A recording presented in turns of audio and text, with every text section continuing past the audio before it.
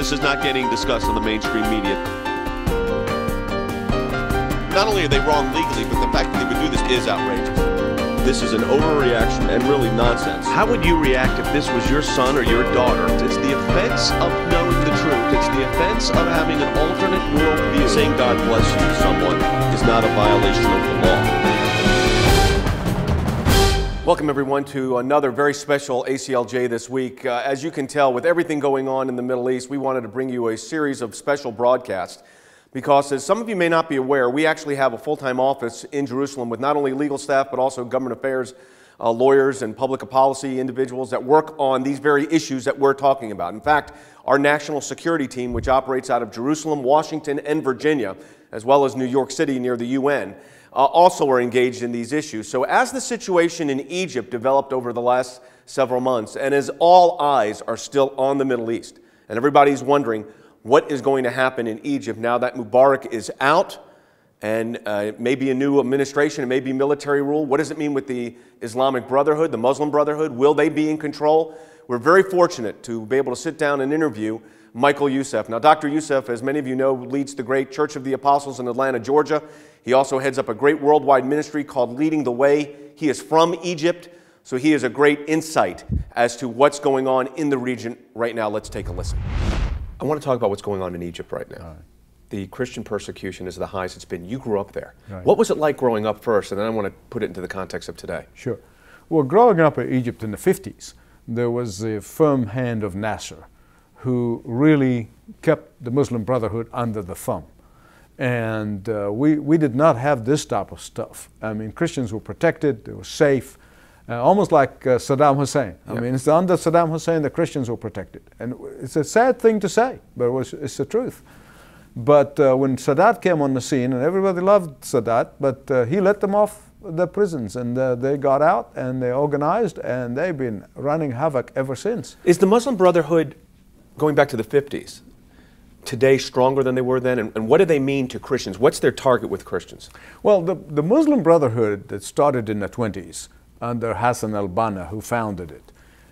It's become institutionalized Islamic lobbying group, trying to bring Sharia law, etc. The Salafites, or want the caliphate, and they're like the Wahhabis of Saudi Arabia. A lot of people become familiar with that. But from those groups, people come out and say, oh, you've become too institutionalized, we need to be more radical. And from there came a group called Takfir wal Hijra, and then another group followed that was a jihad, and of course jihad melted into Al-Qaeda.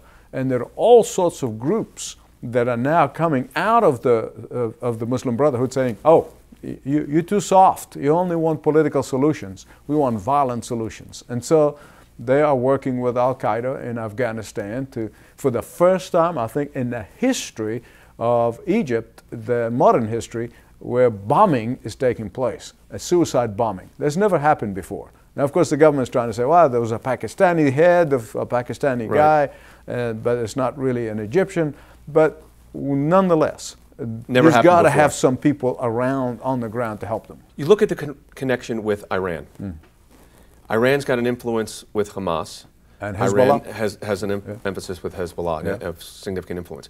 How big of a factor is that connection now, that the Iranian connection to the Muslim Brotherhood, to Hamas, to Hezbollah, how significant?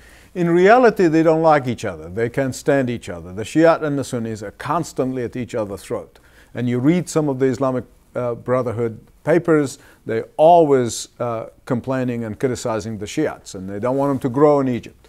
But the truth is, it's the old Arab saying that my brother and I are against our cousin, but then our cousin and us against a stranger. And so what Ahmadinejad is stirring up is they're saying, look, we're Muslim brothers against the great Satan, so let's unite together. And but nonetheless, I mean, Lebanon is almost at the border of a civil war, because the government collapsed of Saad Hariri, and Nasrallah came on television just right away and said, we're not going to support that government. We literally are more powerful than the Lebanese army. We can take over. And Lebanon is teetering on the edge of a civil war. We have a lot more ahead with Dr. Youssef, but let me encourage you to do something. If you're enjoying this informative series we put together, I want you to know that we've actually created a full-length feature film. Now, this full-length feature film actually gets into great details as to what's going on in the Middle East. What is radical Islam's roadmap to end democracy? It talks about Sharia law. We put together a booklet that goes with the DVD. You're seeing actually excerpts from that movie. Now, these are actually portions that did not make it into the full movie. So you can imagine how great this DVD is that we put together called The Export. I want everybody to have it. There's 3 things I'm asking you to do this week. Pray for Israel. Secondly, sign a proclamation of solidarity that we're giving to Israeli government officials saying, we are standing with you.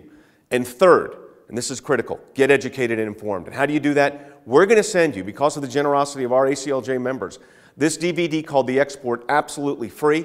We're going to send you this booklet on Sharia law, absolutely free. Our gift to you as you get educated on an issue that is dominating the news and frankly is going to dominate the news and world events for a very long time. So call in our toll-free number. We're going to send it to you absolutely free. You can also get updates, of course, at aclj.org. But here's the number to get this film, 877-989-2255. Now, it's called The Export, Radical Islam's Map to End Democracy, 877-989-2255. And I'm going to send you the booklet on Sharia law. So again, I want to encourage you to take direct action here. Call that number, 877-989-2255. Get that DVD.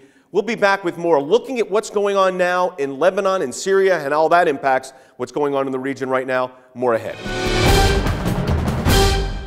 Growing turmoil in the Middle East means one thing: grave danger for Israel. Still reeling from a deadly bombing in Jerusalem, Israel is bracing for more terrorist attacks. And as radical Islam continues to expand, all eyes are on Libya and other Muslim countries, including the next likely flashpoint, Syria, where there are reports that Hezbollah and Iran have joined the Syrian government in killing protesters. With Israel in the crosshairs, the American Center for Law and Justice is calling on the White House and the United Nations to stand with Israel during this volatile time. With radical Islam on the march in the Middle East and here in the United States, it's time to send a powerful message of support. Israel is our friend. Israel is our ally. Sign on now to our petition of solidarity with Israel. If you add your name today, we'll send you 2 vital resources. Free, our gift to you. Our new film, The Export, a powerful DVD examining the crisis in the Middle East, and we'll also send you our new book about the threat of Sharia law. Add your name now, 1-877-989-2255, online, aclj.org.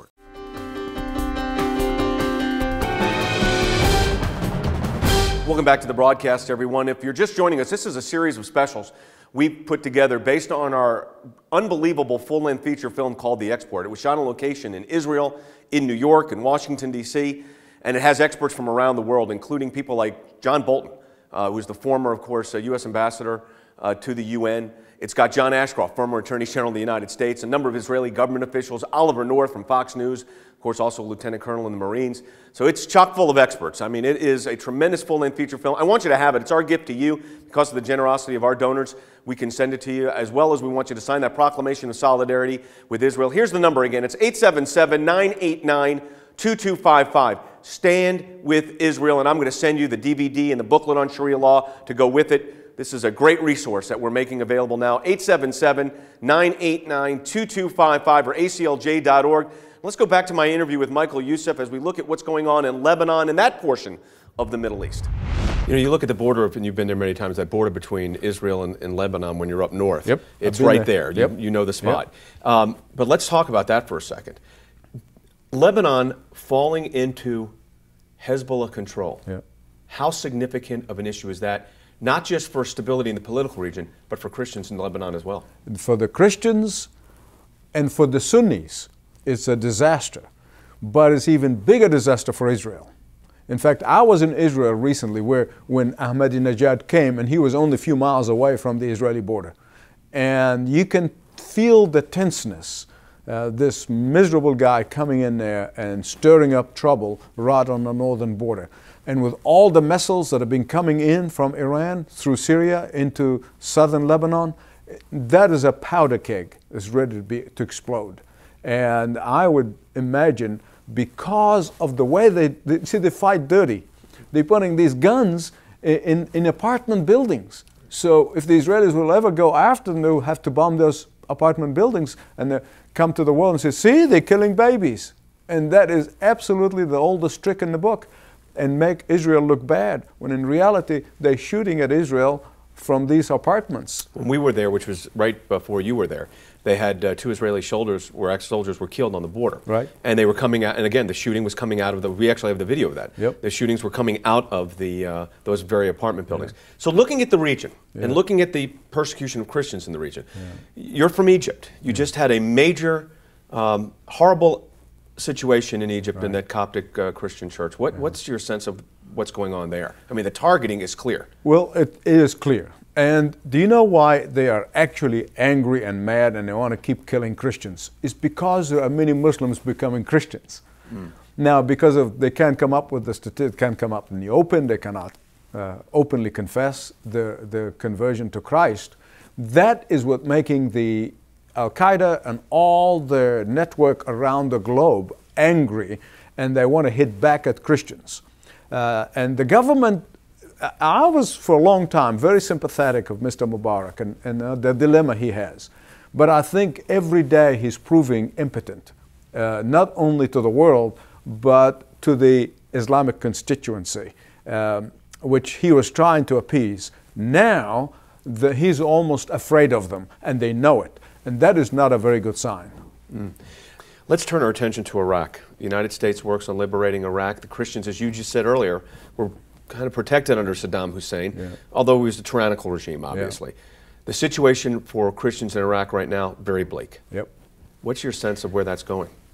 It's going to get worse, and I'll tell you why.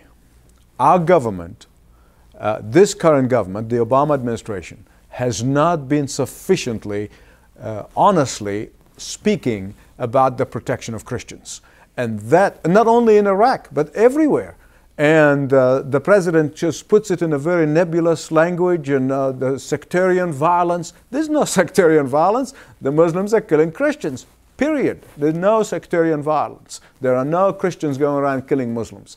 So he needs to come out with clarity, just like Reagan did with Soviet Union, and to speak specifically about Islamic terrorism against Christians. Until he does that, they see that as a acquiescence for them to keep carrying on their dirty work and dirty deeds. So we need to really urge the Obama administration to come out with honesty and with clarity to speak to that issue. Do you have the sense then right now that with the current administration's posturing and position, with regard to Iraq in particular, the Middle East generally, but Iraq in particular, that the policy is harming the Christians in the region? No question. You notice 2 years ago, there was some violence against Christians, but it wasn't widespread, because they were, worried that the United States is going to clamp on them.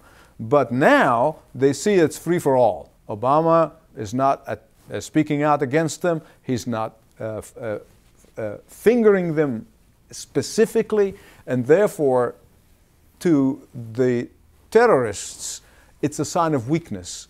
And a sign of weakness like this means you go for it, do your thing, nobody's going to hurt us, nobody's going to try to stop us.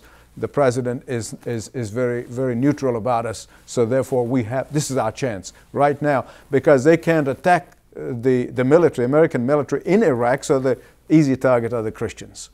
You've got the situation with, I know you just came back from the region, you've got Iran making overtures to Iraq, and the Iraqi government making overtures back. Yes. How dangerous would that connection be? Well, it has always been.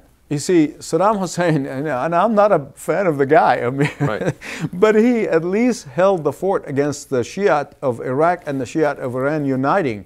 Well, once you have those two groups uniting together, they're not only dangerous people to Iraq itself, they are danger to Saudi Arabia, because that's really the pot of gold.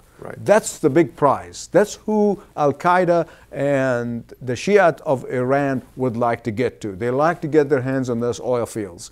And they despise those rich rulers of Saudi Arabia. So that's really where they want to go. That's their focus. And so the Gulf countries, all the Emirates, Kuwait, that whole region is, and half the population of Bahrain are Shiites. So once they really begin to scare people and realize that they are in power, they can control things, it's going to be like we saw in Tunisia, where the president just took a plane and took off. There were other leaders will be taking planes and leaving the countries. So you look at the situation then. You have had events in Middle Eastern countries. You have great contacts there. How dangerous is the situation right now? Probably as dangerous as I've seen it in my 62 years of my life. It is as serious as I've ever experienced it. And it's teetering. Even the General Secretary of the Arab League expressed it that way, Amr Moussa. He said, this is the most dangerous time in his memory. So that tells you something. Let's talk about hope for a moment here. Sure. You've dedicated your life and ministry to proclaiming the good news of Jesus. Right now, as you see your mission, the mantle that God's put on you, how would you frame it as it relates to Christian persecution and what's going on in the Middle East? Well, in two ways, in what we're trying to do, and other ministries as well. We're not the only ones, but in proclamation of getting into the homes of people, in cars, radio, television, but also we are launching a Help the Persecuted Believers. Because when a young man, for example, becomes a Christian from a Muslim family, I mean, his family want to kill him. So he is out there, no job, he kicked out of his work, kicked out of his job, he kicked out of his home. And so we were trying to find an opportunity to help folks like that, to at least give them some substance and some hope materially as well as spiritually. As we get ready to go to a break, I want to encourage you to go to your phones. We've got a lot more ahead with Michael Youssef, including information on a number of Muslims coming to faith in Christ. This is a huge development in the Middle East that has significant spiritual repercussions, as you're about to hear. But I want to encourage you, if you want to get this information, go to your phones and ask for, and we're going to send it to you as our gift, The Export. It's full-length feature film. We've got a booklet on Sharia law. I want you to sign that proclamation of solidarity with Israel. Here's the number. It's 877-989-2255. That's 1-877-989-2255 or ACLJ.org. But call now, get that documentary, sign that proclamation. This is a little bit of the excerpts you're seeing from the film. It's a tremendous broadcast. 877-989-2255 or ACLJ.org. Growing turmoil in the Middle East means one thing: grave danger for Israel. Still reeling from a deadly bombing in Jerusalem, Israel is bracing for more terrorist attacks. And as radical Islam continues to expand, all eyes are on Libya and other Muslim countries, including the next likely flashpoint, Syria, where there are reports that Hezbollah and Iran have joined the Syrian government in killing protesters. With Israel in the crosshairs, the American Center for Law and Justice is calling on the White House and the United Nations to stand with Israel during this volatile time. With radical Islam on the march in the Middle East and here in the United States, it's time to send a powerful message of support. Israel is our friend. Israel is our ally. Sign on now to our petition of solidarity with Israel. If you add your name today, we'll send you 2 vital resources. Free, our gift to you. Our new film, The Export, a powerful DVD examining the crisis in the Middle East, and we'll also send you our new book about the threat of Sharia law. Add your name now, 1-877-989-2255, online, ACLJ.org.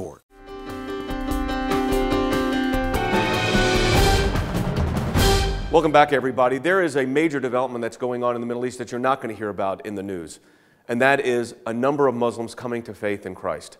This is a significant spiritual movement. I had the chance to talk to Michael Youssef about this. He is broadcasting into a large number of countries that have a primary Muslim population.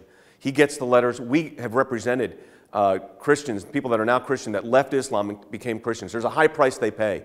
You're going to want to listen to this interview. And again, this is another reason to get that DVD, The Export. And you, again, just call our toll-free number. We'll send it to you at 877-989-2255, and I'll get that to everybody. Let's take a listen to what Michael Youssef had to say. There is an attempt right now. We've seen this in New York with the attempt for the mosque at Ground Zero. We've seen states and court opinions that have started to come out where Sharia law, Islamic law, is about to be applied in Oklahoma. Yeah. I've been on the phone with the Attorney General the new Attorney General for Oklahoma. how, and some within the Islamic community that claim to be moderate will say, well, the Sharia law is completely compatible with the U.S. Constitution. Right. Now, you have an expertise in a lot of areas. Yeah. What's your sense of that one? That is absolutely not true. There is no compatibility between the Sharia and the U.S. Constitution. None. And the so-called moderates, they're not moderates at all. If they say that, because I have talked to real moderates Muslims, and they tell you the truth, not on camera, and they say the Sharia is totally in contradiction to the Constitution. While the Sharia says the power comes from above down, the Constitution says the power comes from the people and rises up. And I mean, I can go on and give you half a dozen examples, but that's the primary distinction between those two documents. One says man has no choice, man has no power, man has no voice, Allah is, and the other one says we're the people that God has given us, endowed by our Creator to determine our own future. So when we see the Islamic leadership saying, that claim to be moderate, saying that it's completely compatible, right, they're lying? Well, do they know? You see, it's a virtue to lie to an infidel. There are some fatwas out there that says not only a virtue to that's the doctrine of taqiyya? Yeah, to lie to an infidel, it's also a virtue to steal from an infidel. As a matter of fact, that was issued back in the days of Sadat, and there were a lot of Christian shops were broken into and stolen from, and when they went to court and said, hey, a fatwa says that we can do that. So, I would not trust that. I would not believe a word that's spoken that I know it is contradictory, it's not the truth, but in order to get to the uninformed American mind, to persuade them to their side, they can say anything. So that's not true. And I hope that, that the American people will educate themselves of what a Sharia is, what Islam is, and what the purpose is. And is it a conquest religion? Is it a religion of conquest? There's no question about it. It's the very core of it is conquest. The very day it started, it's they said whenever the bottom of your feet, land that's touched by the bottom of your feet, it's become Islamic country. And you just have to work and work and work at it until you turn it into an Islamic country. Even if you have two people in a country, that immediately, if the bottom of their feet touch that land, then that's the beginning of that country it's a process. And you're seeing it in Europe, you see it in France and in England, and it's coming here, unless we wake up in time. And unfortunately, the current administration is really helping their cause, not the cause of freedom. So a mosque at Ground Zero, some have said, is just nothing but a symbol of conquest at the ultimate victory site. No question. Look at the name. Cordoba. Cordoba is the symbol of them conquering Christian land. I mean, that was not by accident. Cordoba is the Spanish territories that were conquered by the Arabs. And therefore, Cordoba, this is the symbol of their victory over the infidels. It happened on September 11, and now they are cementing it by the Cordoba Mosque and Islamic Center. So those that are objecting and saying that this is nothing but a symbol of political conquest are right. This is political Absolutely. Conquest. It is political conquest, and it's a religious conquest too, because at the very core of Islam, that all the other religions are inferior to Islam. Islam is Allah's last and final word to the world, and therefore any other views, whether the gospel or the Torah, they have to be subjugated to that final word from Allah. I thought this would be an appropriate place to show our trailer from the movie The Export. This is a documentary we put together on location in Israel, New York, Washington, D.C., with experts from around the world. Take a listen and take a look at what we've got put together for you. This is the reason why you'll get educated, because when you bring in these kind of experts, you can't help but pick up the knowledge.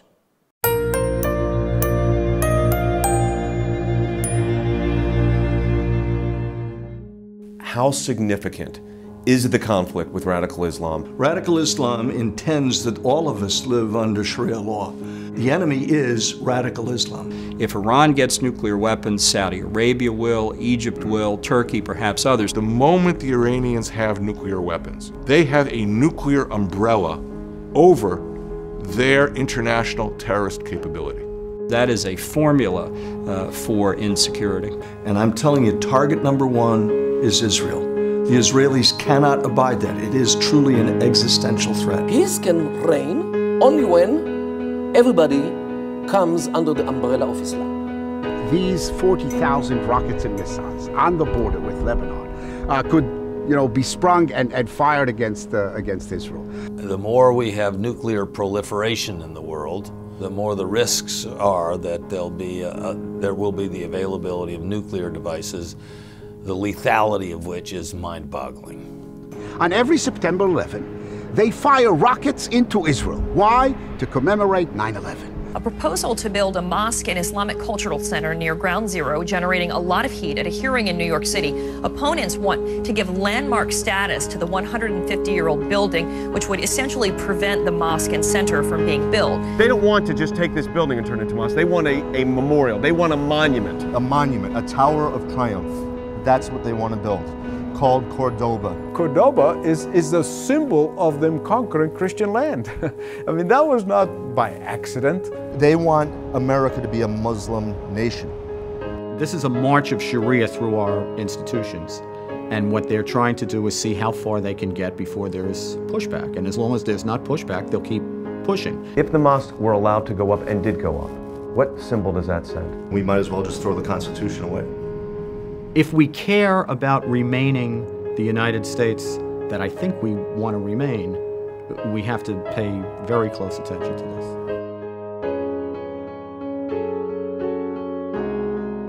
The war on terror is a war that has to be won every day. Well, that's going to do it for this broadcast this week. We've got one more special week of broadcast programming coming to you. This was shot a couple of months back, and then we've been able to update it because we put together this great full-length feature film. Now, it's called The Export. You just heard us talking about it. This is something we want you to have. I want you to sign on this proclamation of support for Israel, and I want you to pray for the peace of Jerusalem and pray for these young converts that are coming to Christ as well. Again, the number's 877-989-2255 if you want that full-length feature film. Again, 877-989-2255 or aclj.org. And again, sign that proclamation of solidarity with Israel and ask for that DVD, full-length feature film called The Export. I'm going to send it to you free again, 877-989-2255 or aclj.org. That's going to do it for this week.